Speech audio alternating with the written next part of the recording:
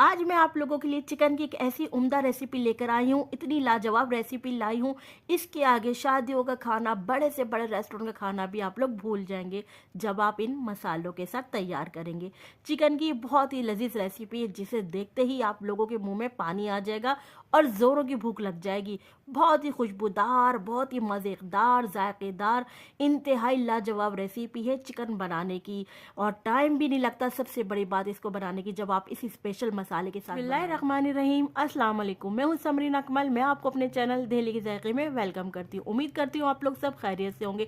इस यूनिक और मज़ेदार रेसिपी को देखने से पहले आप लोग जल्दी से नए देखने वालों से रिक्वेस्ट है, दिल्ली के जायके को सब्सक्राइब जरूर कर लीजिए। रेसिपी अच्छी लगे तो लाइक शेयर जरूर करेगा और बेल के बटन को जरूर प्रेस कीजिएगा ताकि मेरी नई नई यमी यमी रेसिपी आप लोग सबसे पहले देखने को मिलेगी। ये वायरल रेसिपी मेरी माशाल्लाह से बहुत हिट जा रही है। आप लोग इसकी फुल रेसिपी दिल्ली के जायके पर अपलोड है, देख सकते हैं वहाँ पर।